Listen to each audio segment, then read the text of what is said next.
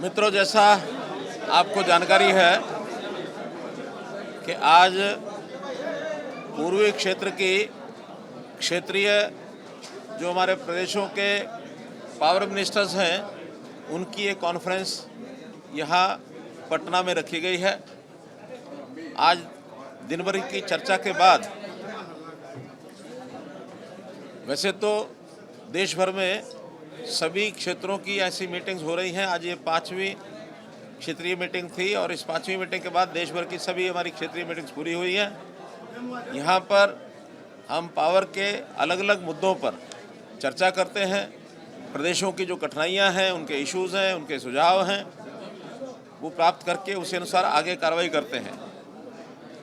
पहला विषय resource adequacy plan, जिसके अंदर पावर कितनी कहाँ आवश्यकता है, रिसोर्सेज कितने हैं, कैपेसिटी कितनी है, कितनी टाई अप हो गई है, कितनी शेष है, इसकी प्लानिंग एक एक प्रदेश की बनती है। उसमें थर्मल पावर है, फिर आरई में सोलर है, विंड पावर है। इसी प्रकार स्टोरेज के जो प्रोजेक्ट्स हमारे पीएसपी के, बेस के, वो चल रहे हैं। और इसी में एक निवेदन सभी प्रदेशों से किया गया है कि कम से कम 1 यूनिट न्यूक्लियर पावर का भी सब लोग अपने यहाँ प्लानिंग बनाएं। तो उस सारे की योजना बनी है और प्रदेश अनुसार 2035 तक आने वाले 10 वर्षों में पावर की आवश्यकता के हिसाब से सारी योजना, सारी प्लानिंग बनी है। जहाँ तक आज की स्थिति है, देश भर में जितनी आवश्यकता हमारी पावर की है वो सब हम पूरी कर रहे हैं। 10 साल पहले 2013-14 में हमारे यहाँ पावर की डेफिशिएंसी थी, लगभग 4.5% पावर कुल मिलाकर शॉर्टेज थी। अपना देश पावर डेफिशिएंट देश के नाते से जाना जाता था। आज हम अपनी ज़रूरत को पूरा कर रहे हैं, बल्कि कुछ प्रदेशों में जैसा भूटान है, म्यांमार है, बांग्लादेश है, इन देशों को एक्सपोर्ट भी कर रहे हैं। नेपाल में आवश्यकता अनुसार इंपोर्ट करते हैं, एक्सपोर्ट करते हैं। तो इस प्रकार से अगर कहा जाए तो हम किसी एक लेवल तक पावर सरप्लस स्टेट भी हो गए हैं। आने वाले समय में हमारी पावर की और आवश्यकता बढ़ेगी। आज पीक डिमांड पिछले वर्ष 250 मेगावाट थी, हमने उसको पूरा किया था। इस बार अनुमान के हिसाब से उतनी आवश्यकता नहीं पड़ी, हमने लिमिट उसकी 270 गीगावाट ये सोची हुई थी। तो 270 की बजाय अभी तक 242 गीगावाट तक ही हमारी आवश्यकता पहुंची है, जिसको हमने पूरा किया है। तो ये पावर सितंबर के महीने में इससे बढ़ने की स्कोप हो सकता है, अन्यथा यही पीक जो पावर है मानी जाएगी। इसको पूरा करते हुए power for all at all times, ये हमने स्लोगन दिया है कि power for all at all times, सभी के लिए बिजली, हर समय बिजली, ये देश में उपलब्ध रहेगी। इसमें कोई कठिनाई नहीं आएगी। और इसी प्रकार से ट्रांसमिशन का विषय, दूसरा विषय, ट्रांसमिशन में आने वाली कठिनाइयाँ, आरओडब्ल्यू की कठिनाइयाँ कुछ प्रदेशों की होती हैं, उसको सॉल्व करने के लिए रास्ते सुझाए गए हैं। और फॉरेस्ट क्लियरेंसेस, ये भी कहीं कहीं अड़चन होती है, उसके लिए भी हम अपने वन विभाग के मंत्री उनसे बात करके जितने ऐसी कठिनाइयाँ हैं उनको सबको सॉल्व करने की और ये कोशिश करेंगे। तीसरा विषय, आजकल साइबर सिक्योरिटी, ये भी अपने आप में बड़ा इशू हो गया है। तो साइबर सिक्योरिटी के नाते से सभी प्रदेशों में एक ट्रेंड स्टाफ ये नियुक्त करना और इसमें जो एक्सपर्ट हैं इस विधा के, उनके लिए उनके साथ बैठकर ट्रेनिंग कराना, ताकि साइबर यानी किसी प्रकार का कोई अटैक होता है, कोई उसके अंदर किसी प्रकार की टेक्नोलॉजी के माध्यम से कोई शरारतपूर्ण तरीके से कोई अटैक करते हैं, तो उसको हल करने के लिए भी सारी योजनाएं सब हमारी बनी हैं।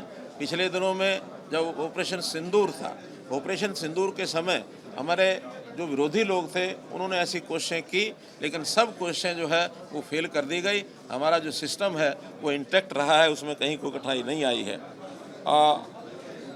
आइलैंडिंग स्कीम नई स्कीम है।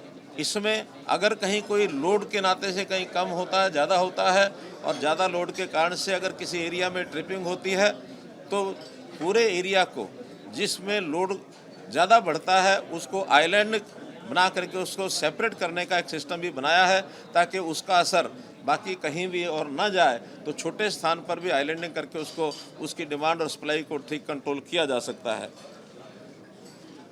डिस्कॉम्स में बहुत से रिफॉर्म्स ये भी किए हैं। डिस्कॉम्स अपने आप में यानी अपने पैरों पर खड़ा हो, फाइनेंशियल वायबिलिटी उसकी बने, हमारी जो AT&C लॉसेस वो कम कैसे हों, हर प्रदेश के अलग अलग से ये सारे काम किए जा रहे हैं। मैं विशेष तौर पर बिहार प्रदेश को इसमें बधाई देता हूं कि उन्होंने अपने आप में बहुत चीज़ों में तेज़ी से सुधार किया है, चाहे AT&C लॉसेस का हो, चाहे स्मार्ट मीटर का विषय। 80 लाख स्मार्ट मीटर्स इन्होंने यहाँ बिहार में लगाए हैं, अपने आप में एक रिकॉर्ड है।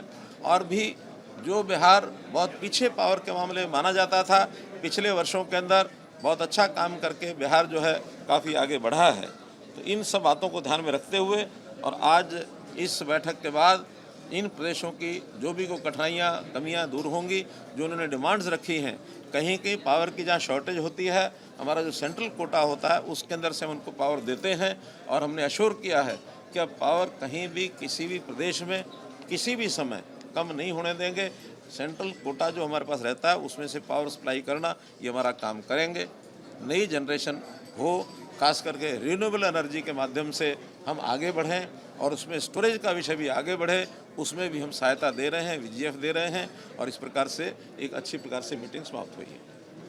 बिहार से क्या डिमांड है? बिहार से डिमांड है, एक तो न्यूक्लियर पावर के लिए एक इन्होंने डिमांड की है। हमने पहले से आग्रह किया कि एक न्यूक्लियर डिमांड का प्रोजेक्ट ये लगाएं, हम उसमें सहायता करेंगे। दूसरा एक स्टोरेज का जो प्रोजेक्ट है, बैटरी स्टोरेज के लिए 1000 मेगावाट का एक सहायता VGF की उन्होंने मांगी है। हमने प्रिंसिपली उसको हाँ किया है कि RE का उत्पादन जितना इनका होगा उस हिसाब से हम इसको भी मंजूर करेंगे। इन्होंने अतिरिक्त बिजली की आपूर्ति भी इन महीनों की 6 महीने के लिए आगे के लिए मांगी है, 500 200 यानी 250 मेगावाट, और अगले 3 महीने 500 मेगावाट ये भी हमने मंजूर कर दिया है। इसलिए जो भी डिमांड थी कुछ पूरी हो गई हैं, कुछ और डिमांड्स है उसका विचार करके बाद में इनको बताएंगे। ये 1000 मेगावाट का स्टोरेज का एक स्टोरेज की कैपेसिटी जो ये बनाएंगे उसमें इनको VGF देंगे। 18 लाख रुपया पर मेगावाट के हिसाब से VGF का एक रेट होता है। 15 जिलों में नहीं है, ये तो एक जगह पावर की अपनी कैपेसिटी को बढ़ाने के लिए पूरे प्रदेश में पावर जहाँ सप्लाई करेंगे वो है। धन्यवाद।